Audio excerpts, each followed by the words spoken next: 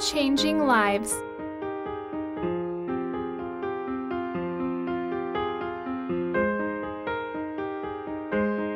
An eternal story.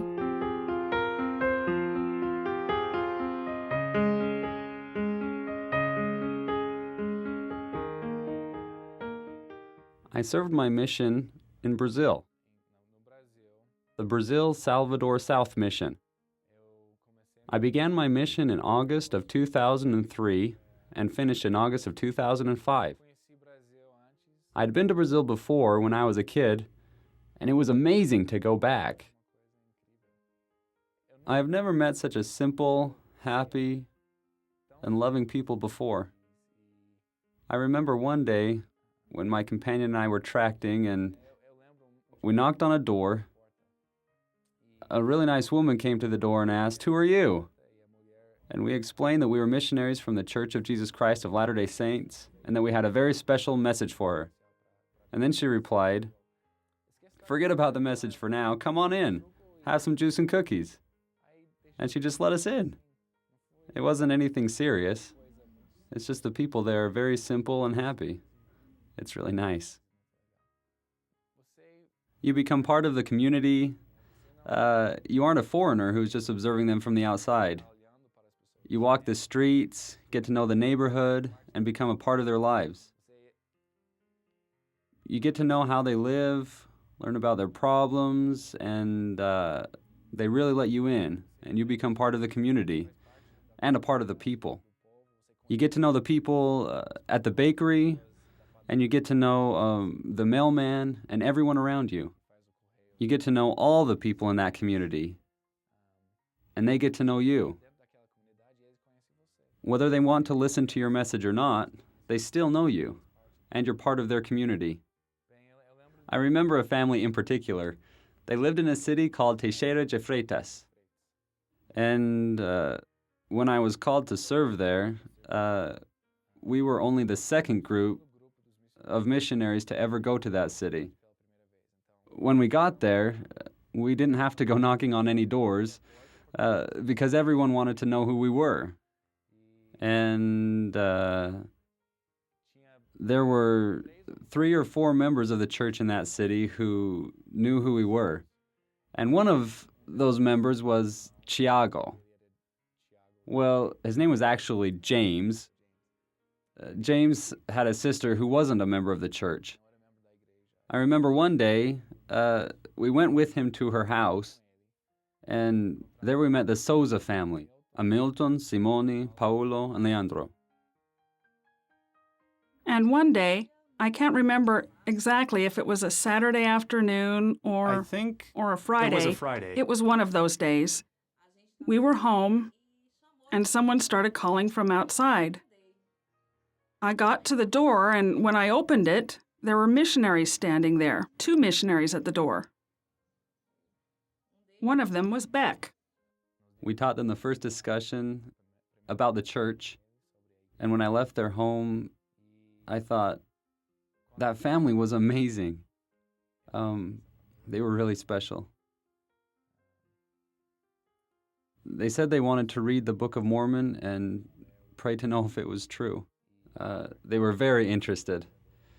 And we were going to their house, well, I wouldn't say every day, but we went very often. And I was able to see how their lives were completely transformed. My first reaction was just curiosity. I wanted to know more. That was my first desire. He underlined some parts of the Book of Mormon for us to read, and it was great. It was very special. Before I left that town, they were baptized in a river outside the city. And it was one of those just one of the most special experiences of my entire mission. When he invited us to be baptized, we were all together, right, honey? And it was a big shock, you know? And I thought, whoa, this is too fast.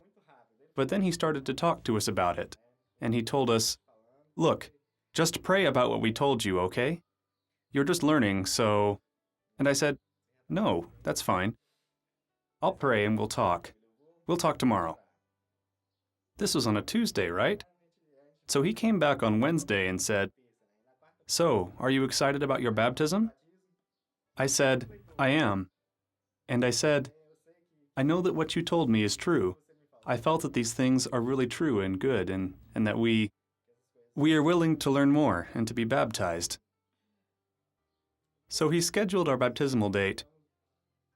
It seemed really fast, but I guess it kind of was, right? I think it might have been the week after that. It was very quick. Our baptism was the very next week. It couldn't have been more than 10 or 15 days later. And then we all got butterflies, but we weren't scared. We were just anxious. I was thinking, wow, this was really fast. But by then, I already knew that this was about the gospel of Jesus Christ, and that it was true, without a shadow of a doubt. There's another person that I can think of that I shared a special experience with. His name is Michel. Michel was, I think, around 23 or 24 years old. And we found him and his mother while we were knocking doors one night. I will never forget that visit, because we knocked on that door, and they opened it, and we asked, can we share a very special message with you about the gospel of Jesus Christ? And they said, yeah, come in. So we taught them. And his mom told us that she wasn't very interested in our message. She heard our message, but she just wasn't that interested. Michel said that he was Catholic, and he was very active, even with the preaching and everything. I invited him to read the Book of Mormon and find out if it was true. He turned to me and said, I will read your book, and God will tell me if it is true or not. It was different. It was an experience that marked my life. Because at that moment, I didn't know what was going on. They came to my home, and I didn't know who they were or what they did. I didn't understand their purpose. But I knew, and I felt at that moment, that I should invite them in. And nothing was telling me to do otherwise. So we left, and we came back 2 days later, and I said, so how was the reading? Because we had marked 3 different sections for him to read, and he said, what part? And I said, well, those 3 sections. And he said that he had read, I don't know, like around 29 chapters. And I was very surprised by that, because most people don't read that much. And he said, I liked it a lot. And I said, did you pray? And he answered, I did. And I asked, so? Did you feel anything? And he asked me, how do you think God will answer me? And I said, well, I'm not sure exactly how he will answer you, but when it happened to me, I had a feeling in my heart. Something, it's hard to explain, but it's a good feeling. It's a warm feeling. It's a feeling that you know came from God. He told me, then I know your book is true. He said, when I prayed that night, there was a huge storm outside, and it was raining a lot, but I felt what you were talking about, so I know that your book is true. I said, so would you like to prepare yourself to be baptized in the Church of Jesus Christ? And he said, yes. And 3 weeks later, he was baptized. And I later found out that he ended up serving a mission in Santa Catarina. And I don't know if his family supported him a lot, but he was very smart, and his life was completely transformed. It was tough on my family. My parents rejected it, which was expected because of their religious beliefs. So they sort of built this wall, and were very, very open in declaring their disapproval. But I felt that I should stay strong, that this was what I was waiting for. But at the same time, I didn't really know I was waiting for it. A message that touched my heart so profoundly, you know? And Elder Beck, he passed that on. He knew exactly how to teach it. He knew how to touch my heart in that moment. And gradually, those obstacles were overcome. I believe that in life, we always encounter obstacles. But at that moment, I knew that I had to disregard the feelings of others and the opinions of others, and to do what I knew and felt was right, which was listen to Elder Beck and to listen to the missionaries. I would like to know that, most importantly, they are still strong in the gospel, that they are growing and helping others to come into the church and to learn about the gospel of Jesus Christ. I would like to see that they are happy and that they are finding success in life.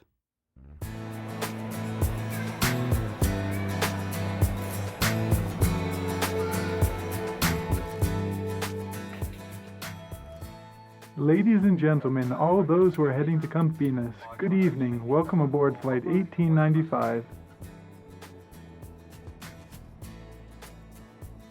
We're almost there, right? Layover in Porto Seguro.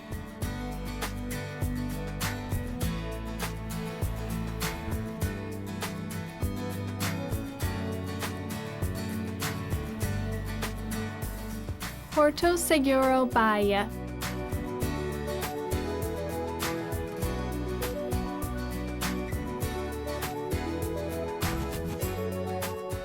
Discovery of Brazil Museum. We began our exhibit with a painting depicting a church service better known as the St. Vincent Mission. In this historical painting, we once again noticed the figure of the young Don Enrique.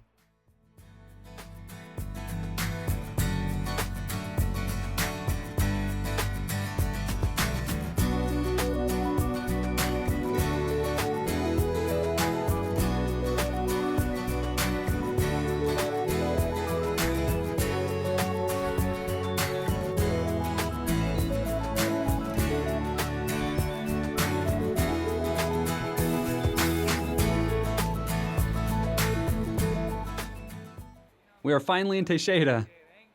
Finally. Teixeira de Freitas, Bahia.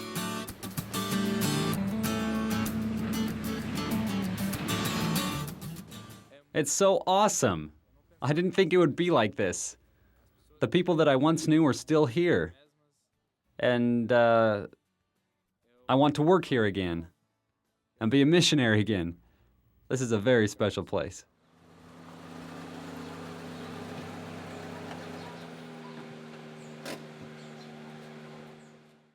Wow! Hey! How are you, Milton? Great. Hey, what's up? Oh man, it's been a while. We missed you. How's it going?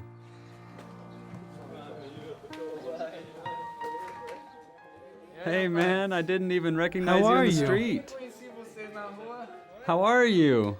Wow, you grew up. Oh, two grown men. How's it going? He's a man, I can't believe it. and he's a daddy now. I know, I heard. You too, huh? I'm a dad. I have a 3-month-old. Oh, really? Oh, I can't believe you're here. You haven't changed at all. Are you crying, Simone? No, I have something in my eye. It's the light of I the know camera. exactly how it is. Nothing has changed. Yeah, come on in. How are you, sir? He's helping me with the oven. He looks like James, doesn't he? James, he's a member too, you know. Oh, that's good.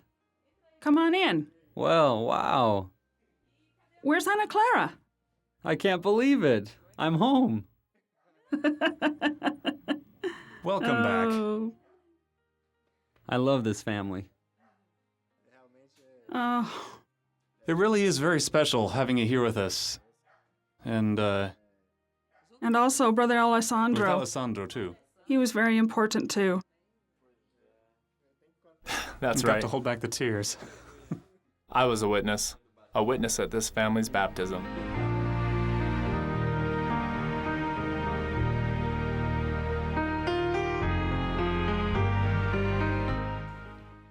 You look through them like this. Wow, that's so cool. His name is Jackson. Jackson? Uh-huh. How old is he? 3 months. He's so little. Oh, he's so little. Is that you? It's truly a very remarkable feeling, seeing him here after all this time, and knowing that he already has a son. It's very, very cool. It's so special. Now you know what it's like to be a daddy, right? Like I said before, he's like a son to us. So we are grandparents for a second time. Say, I want to be famous. I want to be famous. Sit right here.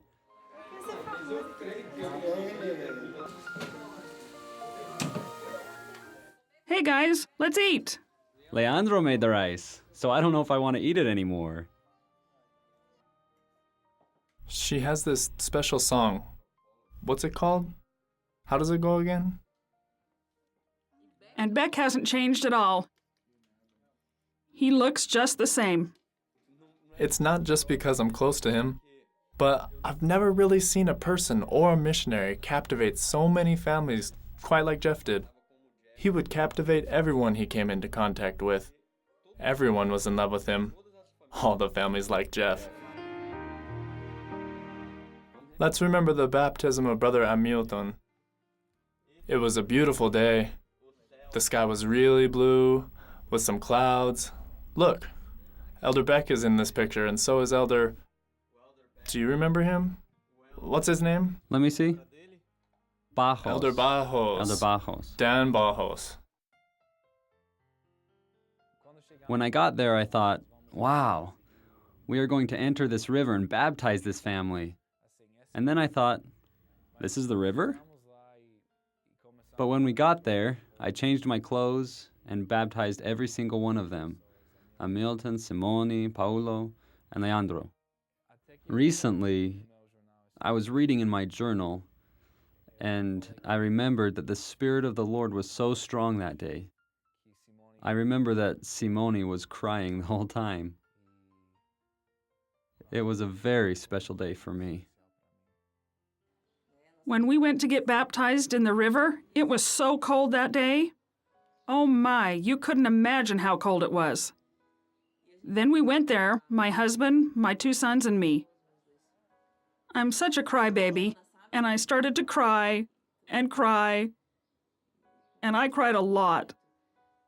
But as unbelievable as it might sound, no one was cold. On the day of the baptism, there was a lot of noise in the area behind us. When we got here, it was a little strange, because I had never baptized or seen anyone be baptized in a river before. There was this noise in the back, so we went down close to a tree and started our, what do you call it? A baptismal service. Baptismal service. From that moment on, I didn't even care about the noise. In that moment, it was just us. We were the only ones. So it was a very special feeling. I think that in that moment we were there, and even with all the other people watching, it still seemed like it was just us. It was very cool. Yes, it was very special. It was a rainy day, and it was very cold. But we weren't feeling how cold it was, because the Spirit of the Lord was so strong. Now I'm remembering everything. The tree next to where we held the meeting, the peace. It's so funny. I talked about the noise, and there really was a lot of noise.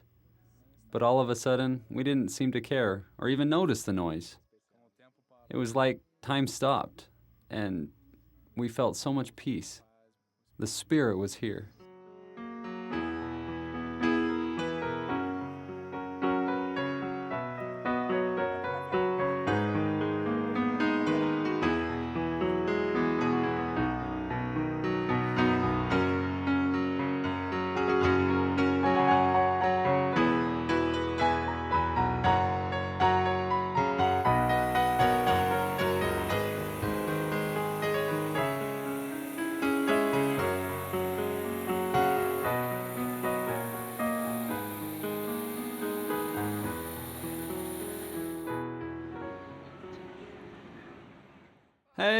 how are you? Hey, how are you? Everything all right? Great. Everything fine? Now you're looking fancy. Oh, fancy? You mean better, right? Michelle. Everything's good. I felt in my heart this power that I don't even know how to explain. Things just happened and I started to accept them. And I overcame all the trials that were in my way. So basically, because of the trials, I felt the desire enter into my heart. But rather than discourage me, the problems gave me the power I needed to keep going. No, I will keep going. I want to go. I want to go on a mission. I want to share this feeling. I want to share this good news with other people so that they can have the same opportunity that I had to be happier and to feel complete. Oh, I remember that. That was such a great day, full of memories.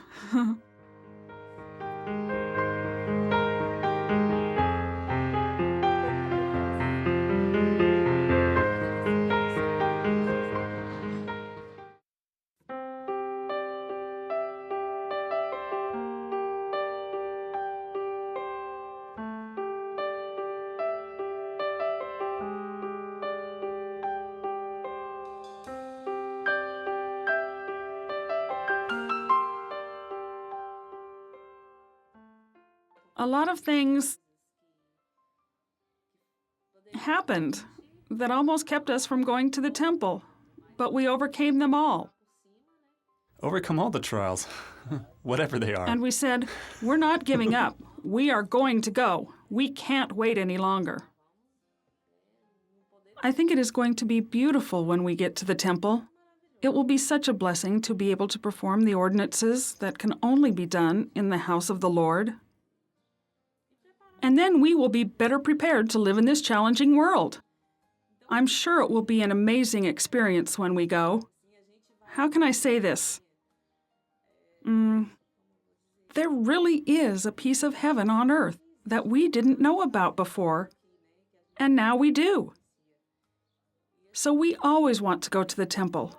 It doesn't matter if we go together or not, but we will go, as often as we can. Wow, the feeling is just so strong. Yes, we are just a little anxious, but very excited. Anxious, nervous, but everything will be all right. It's a really good feeling.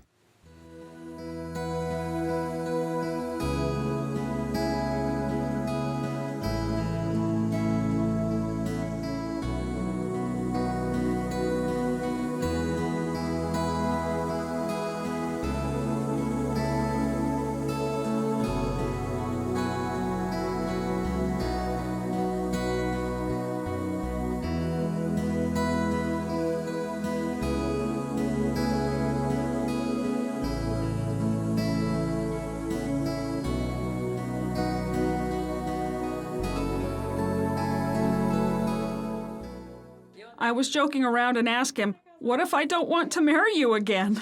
And he said, "No way. You are going to put up with me here and for all eternity." And I said, "Oh, well, what can I do? I just have to marry you then." Yeah, we'll be eternal companions. So we were kidding around, but really, this is very serious, you know? To get married here in this world is different than to get married for all eternity. For eternity. To know that you'll have your family back after this life and you'll be able to continue your family is really important. It is different from civil marriage. It's amazing. Because you are not going to be separated after death. Because here you are married until death do you part, right? So when death comes, you will be separated.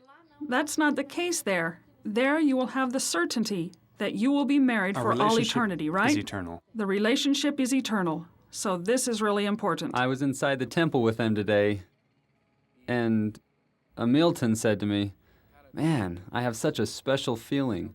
I never imagined that it would be like this. Now they're an eternal family." And I saw that the gospel has helped this family so much, not only in the church, but personally. Their lives are much happier. They have a foundation, an objective, and to go back to where they were taught the first discussion, and now come to the temple with this family, it has been very special. Even if, well, he finished his mission, right? And knowing about this gospel is so wonderful. Not only did he help our family find the gospel, but other families as well. And we should all be missionaries to continue with the work that he did, to keep spreading the gospel. My life was empty. It had no purpose. I had no goals or dreams for a professional future. And family, I didn't think about family. I didn't have the desire to have children or to get married or even to have a wife. Actually, I didn't know the meaning and the purpose of all of this. When I learned about the gospel, which the missionaries taught me, that Beck taught me, about the plan of salvation, about the great plan that Heavenly Father has for each one of us, it was totally different. Today I have a purpose. Today I am married, and I want to have children. I love my wife. I know how to take care of my home and my family, and I have career goals. I hope to go to college and learn and grow. Today, I know what life is. I know what it means to live. It was well worth it. More than worth it. When you're in the mission field, you stay, you work, but you still miss home a lot. You follow the rules that are sometimes a little difficult to follow. But it's worth it because you see a change in yourself and in the people you teach. It's incredible. This moment for me, I never imagined it would happen this way. So we have arrived at my chapel, about 2 blocks from my house. It's very different here than in Brazil. To get to church in Brazil, a lot of times there is only one chapel for the whole city. So you have to take the bus, or walk, or ride a bicycle. So this chapel is a little older. It was built in 1925, so just a few years ago. It's really old, but it's filled with a lot of history. Graffiti thing of my name on the wall. Well, there you go. Hi, buddy. Smile. I found lots of families that had broken homes. I encountered lots of sad situations with families, and on the mission, I learned that I didn't want those situations in my life. I wanted a happy family. I learned that I couldn't or shouldn't treat my wife badly, and that I needed to be a good example for my son. During my mission, I learned how to work. I learned the true meaning of work. You work from 6:30 in the morning till 10:30 at night, but just working and working sometimes doesn't bring success. You have to work with your head. You have to work with your heart. And you have to work with God.